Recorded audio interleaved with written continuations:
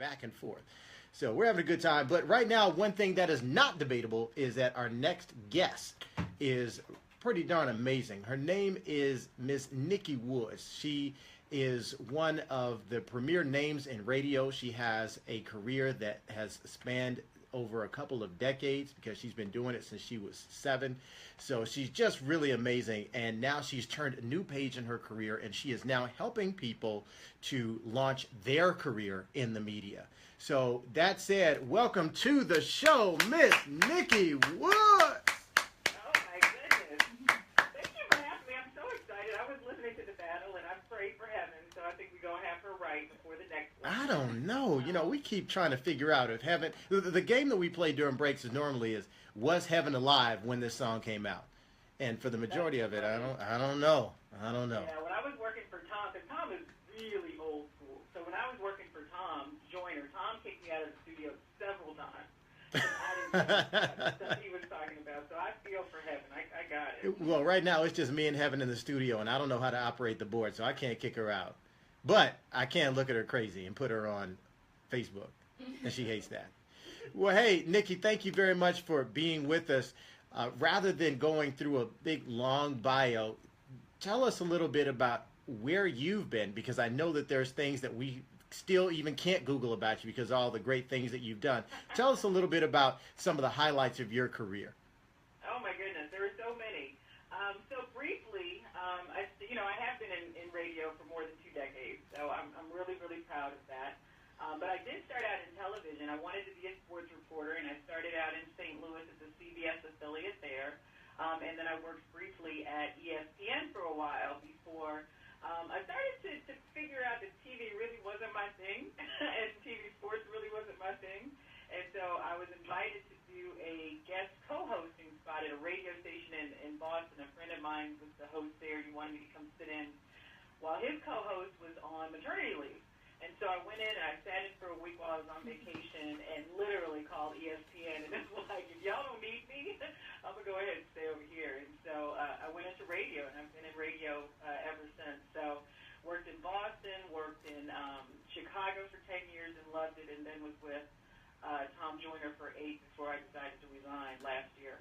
Wow. Wow, you have had quite a career. That's the cool thing about radio, just really being in media in general. It'll take you quite literally all over the world. You have told me about some stories about places that you've gone with the show, and of course you're backstage everywhere and all that other great stuff, and people know you as one of the influencers. And here's the cool thing. This is one thing I remember that Ice Cube was saying, I was going to say to me, there was an arena of about 5,000 people at the time, but Ice Cube said that when he did his first movie, there was a black cameraman who came up to him and said, "Young man, come on over here." You know, Ice Cube goes up to him all hard and gangster and everything. And he's like, "Look, I want you to know I've been at this for 40 years. Now, I've seen them all, from Sidney Poitier, Denzel, and all the rest, everybody up and down. Now, they've come, they've gone, but I'm still here." And that was why Ice Cube decided to get in the business of making movies, not just starring in them. And when you're behind the scenes, a lot of the stars, you've watched them, Nikki, you've watched them come and go. But the ones who are able to create that platform for themselves, they have a niche that doesn't go away. No, absolutely. And that's one of the reasons, because I really was talent before I joined Tom. I had no behind-the-scenes experience. And when they made a change, I got fired. Well, they fired the whole show in Chicago and brought in Steve Harvey. And Tom had kind of been courting me for years. And I was like, "Oh, I'm not a producer. I don't want to do that. I don't want to do that." And finally, after I had set out my non-compete clause, he called and he was like, "Are you ready to learn syndicated radio?" And so I was like, "Well, absolutely, because I need a job." And so I went to Dallas, and you're right. I mean, the power is behind the mic. I'm glad that I learned about the talent aspect of it, because I think I was able to produce a better show knowing what the talent needed to be successful. But learning behind the scenes really was an eye-opener for me. And what people don't realize is, even though Tom's name was in the jingle, Tom had to listen to me. Wow. So I really, in that position, I mean, I had to tell the people like Roland Martin, Don Lemon, Al Sharpton. I mean, there were people that, I was the one that had to, kind of control that whole thing. And so, even though I respect talent, so I let them do what they do best. I mean, the I love it. Now what you're doing is helping people to create their own platform and to develop their own messages. You are one of the people who, and I don't believe it's a stretch to say this, you have shaped the news, you have shaped the way in which a lot of our community has received information over a long period of time. We may not have known that it was you, but see, I didn't want to start putting dates on it, but yeah, but I'm really proud of the 20 years, and I mean the things that I've been able to be a part of. Like I was on the air when 9/11 happened. I mean, we stayed the entire day to be a part of that. We were in Louisiana when Katrina hit, so we were able to be a part of that. I was in Chicago when Senator Barack Obama was elected to the Senate, and we helped with that. And then I was with Tom when he was elected to the presidency. Tom and the crew, we went to Haiti when that earthquake happened. I mean, there are so many parts of history, good and bad, that I've been a part of just because of what I did for a living. Nikki said, I helped Gilligan get off the island. I mean, just so many things, you know, and the people that I've met, I mean, you know, just some of the greats. You know, I remember when Smokey Robinson walked into the studio. Wow. You know, Tina Marie, I was one of the last interviews with Tina Marie before she died. I mean, just so many amazing things. I can't even begin to count them. It's just been great. So, Nikki, you've done so much, and you've had an amazing career in media for over 20 years, and you have a lot to be proud of. So why this now? Tell us a little bit about what you're doing on Facebook Live to talk about your new venture, because I want to really dig into this. No, absolutely. I mean, my career, it was a demanding career, and it was my focus for so long. And it was just time for me to make a different decision. I mean, I wanted to spend more time with family and friends. I wanted to really explore some of the other, you know, avenues and passions that I had. And one of those, and, you know, I'd already started pursuing it before I resigned, but that was helping entrepreneurs, authors, speakers, experts get more visibility for their business. And media, being featured in the media is one of the fastest ways to get that done. I mean, just think about it. 3 minutes on Tom Joyner gets you exposed to 8 million people. I mean, that is a game changer for your business, for your book, for your service. It's a game changer. And so when I resigned, I really wanted to focus on helping people learn how to get media and also leverage media to build their brand or their business. I didn't want to go into PR because I think for anybody that's ever gone down that road, it can be extremely expensive. And out of reach for a lot of entrepreneurs who really need to put their money in, you know, more immediate income generating activities. And so it is possible to learn how to do it, you know, for yourself until you're at that point where you can hire somebody else to do it for you. And once you get good media training, you know the people that are doing the work for you and doing it the correct way. So I am all about training people, not, you know, like I said, to get the media, to leverage the media, but also to present yourself in a way that has the media coming back to you time and time again. Ella Denise now on Instagram is loving on you. You should see all the comments that she's put up. Nikki, thank you. Nikki is amazing. So you've got some fans out there for sure. So let's get into it a bit. You've already given us a lot about why, but I want to get into one of the common misnomers about media and about whether it's still even relevant. There's a lot of people who say, come on, Nikki, really? Everybody's all in Spotify, they're in YouTube, they're in Pandora. They're not really into media anymore. I'm doing Roku and I'm doing all the Chromecast. I'm not watching television. I'm not doing radio like I used to, and nobody else is. So is it now what it used to be? No, it absolutely is. So when you look at stuff like Roku and Spotify, a lot of that is possible reach. So if you're on Roku or Amazon Fire Stick or something like that, I mean, and I encourage you, if you have the opportunity to do it, absolutely do it. But it's possible reach. So you can possibly reach 66 million people if you are part of Amazon Fire Stick. With radio, it's proven numbers. So I know that if you're on Tom Joyner, you reach 8 million people. It's not impossible. Now, what you do with those 8 million people is really up to you. So it absolutely is still relevant. Terrestrial radio and television still king, and it's even more relevant now because we, the media, need the experts and the people that are offering good content more because we are competing with so many different people. So it's kind of like now it's like a win-win for both. Before we kind of like, we granted our platforms to people. It's like, the gatekeepers were there and it was impossible to get on Oprah. But it's not that way anymore. We really are looking for people. And we find you based on what you're doing on social media. So using those the new technology and the new platforms to really get your message out is how the media finds you. And so it really, to me, is even more relevant because, the possibility of getting in the media and on the media and using it to build your business is better than ever before. And it still gives you the credibility that I don't think that you get through the other sources. So, you tell people you were on CNN, and it means something. You tell somebody you were on the Dr. Oz show, and it really means something. And so it really is a viable way, and I think the best way and the quickest way to get that visibility for your book, your brand, your business that you need, to be sustainable and to grow and to really be profitable.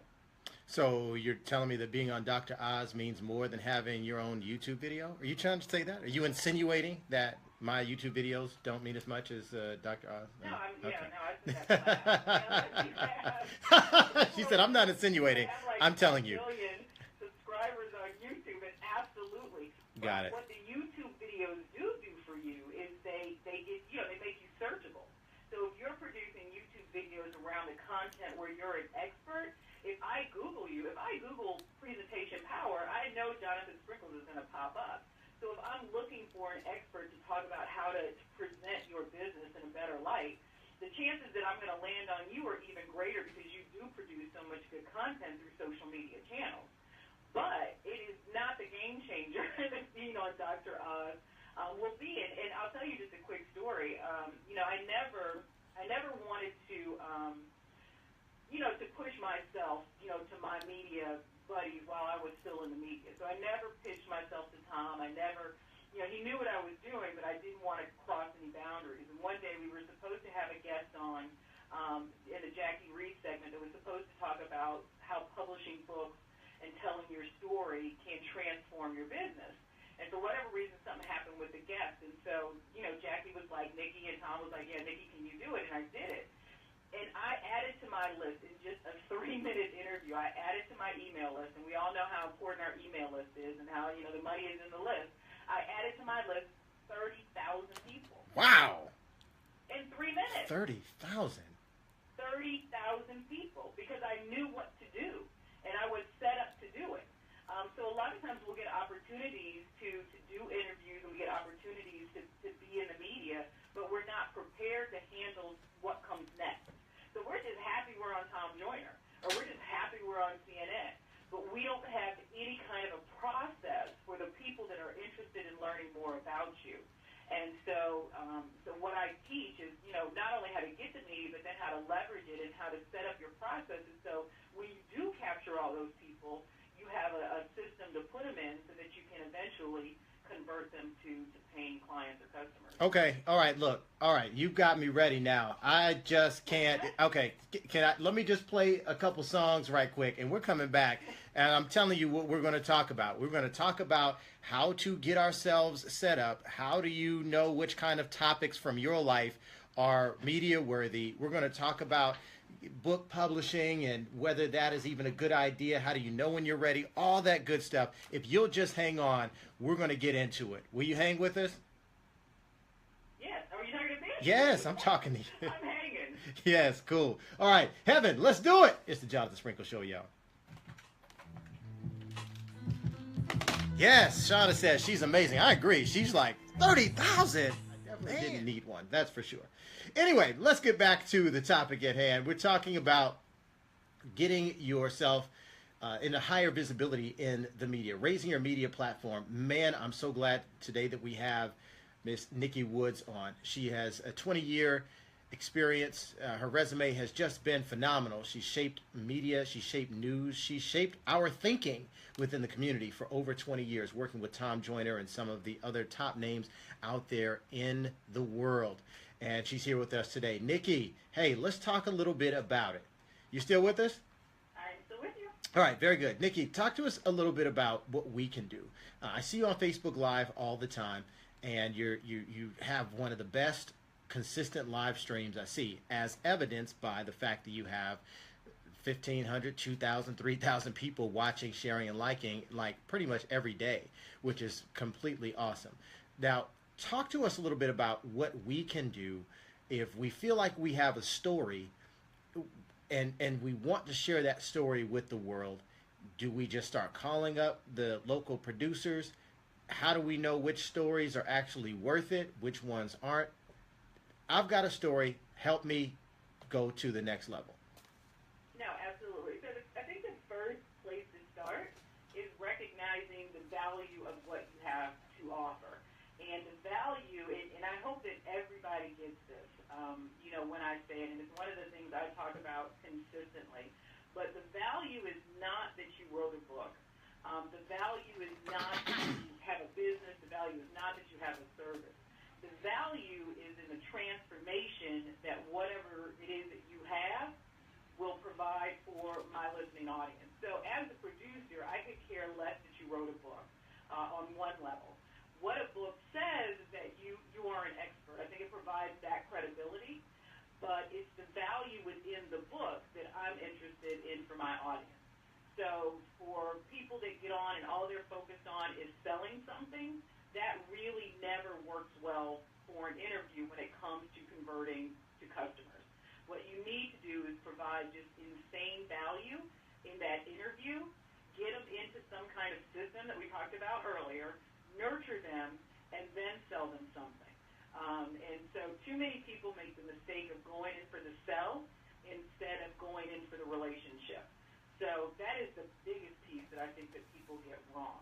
Once you've got that and you can show that to a producer, more than likely you'll get a yes if you present it the right way. And I would start making a list. I would start looking at local media and really start developing relationships, because I really think that if you are serious about media, you need to start developing the relationships before you actually plan on using them, and just present yourself as a resource for whatever your expertise is. If you're a financial expert, if you're a relationship expert, just provide yourself as a resource and then start looking for those opportunities to provide that value.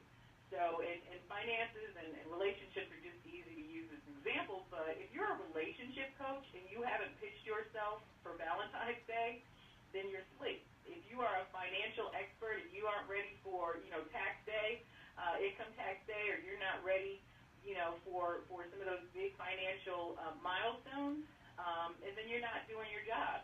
So you really have to look for the opportunity to provide the value that you've already determined you have, so that you can start to build the relationships with the people who are eventually going to become your customers. So you made a great point. You said, hey, you're not doing your job. But the simple question is, how early is too early? How late is too late?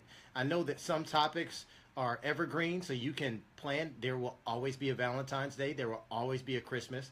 But then there are other topics that arise in the news in which you can pitch yourself to be on the news, to be the expert du jour, because they need somebody who can speak to it.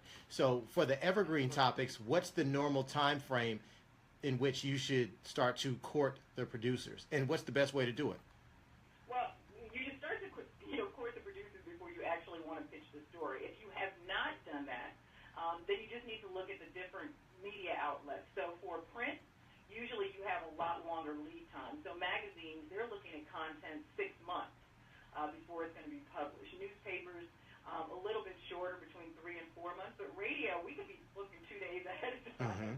So you really, I would, if you know that you're going to pitch yourself, I would start to build that relationship early, and then start to give them a heads up and say, you know what, I really want to talk about, 10 ways to find love after divorce when it comes to, Valentine's Day, or, 3 things that somebody can do if they're single on Valentine's Day so they don't feel, ostracized or whatever it is. So all of those things, like with Black Friday coming up, as a financial expert,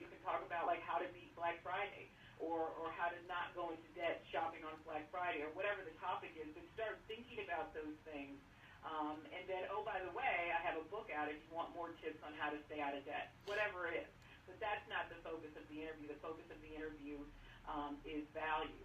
And so those are for evergreen stories. Like I said, there's things that come up every year at the same time. There's certain months like Breast Cancer Awareness Month. All these months, all these days that you can really focus on. But you're right. The great thing about news is that they're always looking for an expert to explain it, no matter what it may be. And so if something happens in the news and you as an expert can speak to it, like say for instance, Tamar Braxton announced that she was getting divorced, and Jill Scott just announced that she was getting divorced. 10 times out of 10, you're not going to get Jill Scott on to talk about this divorce. So you as a relationship coach can get on and talk about, ways to survive, going through a divorce, or, how as a woman you should protect yourself, emotionally or financially going through a divorce, and look for those opportunities to, be that resource that I talked about a little bit earlier. And then eventually, if you're consistent and you're reliable and you deliver a good interview, eventually I'll call you, like if something happens, and be like, hey, Tamar just announced she's getting divorced. Can you come on and kind of give us some, insight onto how difficult it is, for celebrity marriages or something like that. So Nikki, if there was only one person pitching and that person was you, then you could have your pick of the media outlets. But there's a lot of people who've been doing this for a long time. So how do you separate yourself? If you are the type of person who you may have a blog, you may have some cool traction on social media, or you may not even have a whole lot, but you do know that you have some good advice, how can you separate yourself from the other people who are out there who are also the quote-unquote gurus, who are also in the media already before you, and you are a virtual unknown? You need to be clear on your value, because a lot of times people will be an expert, but what they're pitching is not the value. They're pitching a sale. And like I said, the media is not there for the sale. So that is like the biggest mistake people, I don't care how good you are. If you come on and do an interview and all you talk about is buy my book, Tom will look at me over his glasses and tell me not to book them again. So it really, you do yourself a disservice. And then once that happens, then, word kind of spreads, because a lot of us producers, we know each other. And sometimes we'll call and be like, oh, I saw that, Nikki was on your show. How did she do? And I'm going to tell them, the truth. And so you really have to be clear on your value. You have to build a relationship. As you know, connection is everything, right? And so for me as a producer, I would get upwards of 300 pitches a day. Wow. And so if I didn't recognize your name, then, you probably wouldn't get open right away. Okay, great.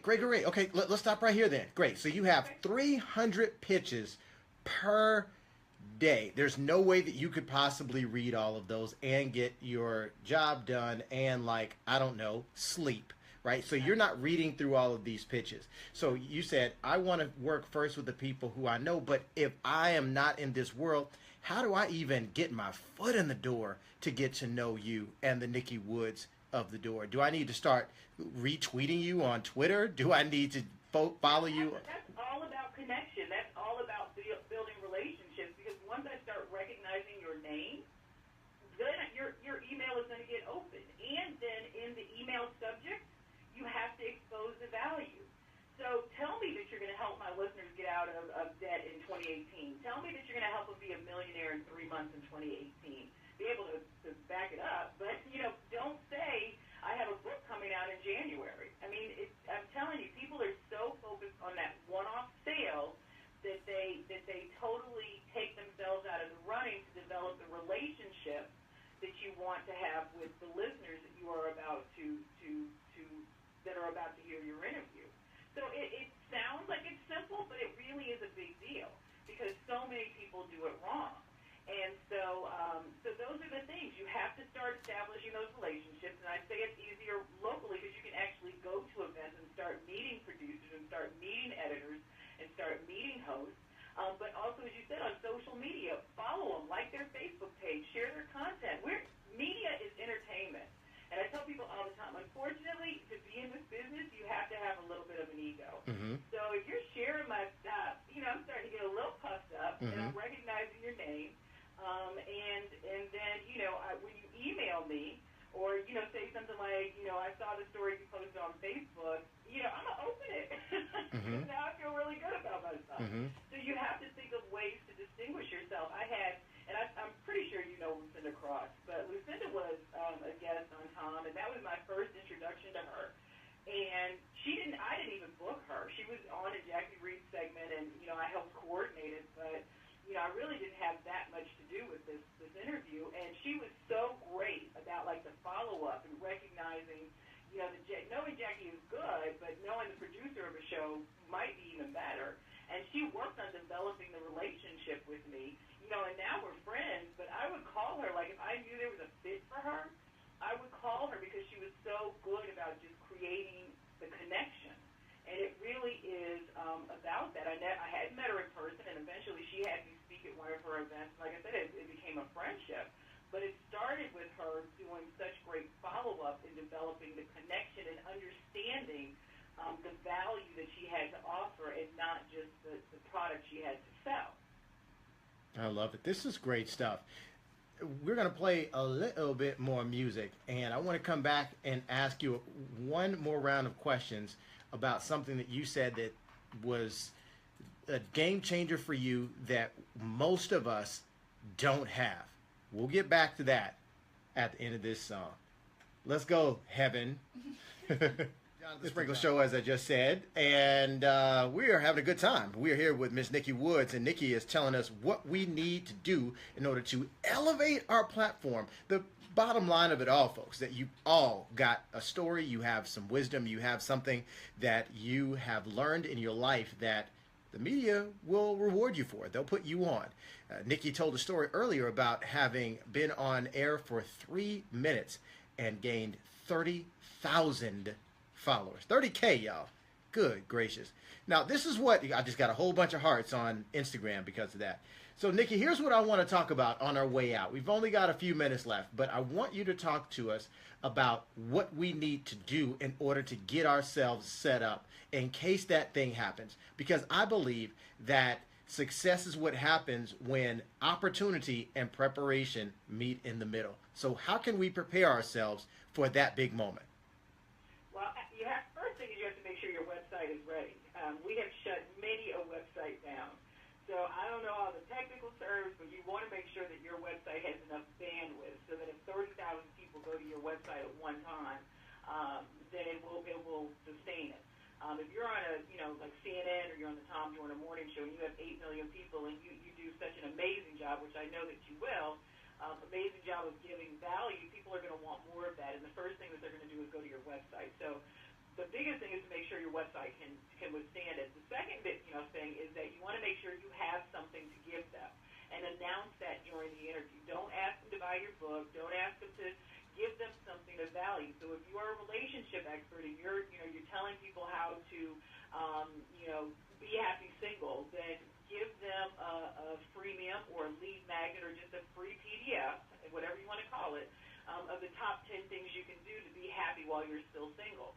And offer them that and let them go, let them opt in, build your email list, and then nurture those connections and then sell them on your book. Because by the time you give them enough value, you won't even have to really ask for the sale. They'll be ready for more from you.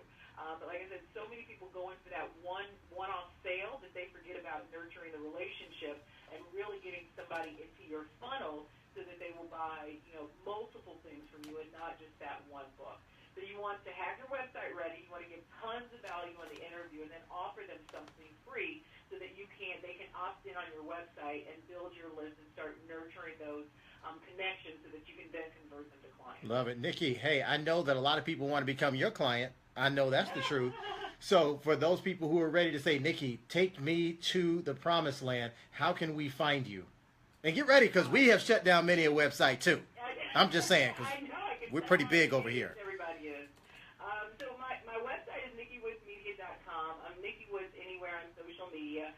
But as always, I'm prepared to offer something free, and I can put the link in the comment section for all of your viewers. But it's a media planner. So for people that are really serious about getting media, the biggest thing is organizing your media list, organizing the dates that you want to start pitching media and all of that. And so I put together a planner that really makes it easy for you to keep all of that information in one place.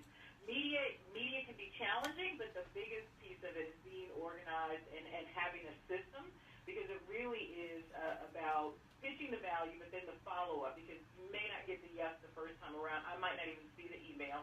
So you have to have a system to follow up, and this media planner will help. So the link is bit.ly/media planner NWM, but I'm going to put it in the comment section for anybody who's interested in grabbing that to help them with media, even for the end of 2017, but especially in 2018. Got it. Nikki, thank you so much for being a part of our show. Give it up, y'all, for Miss Nikki Woods. Amazing. Thanks for having me. I really appreciate it. Thank you.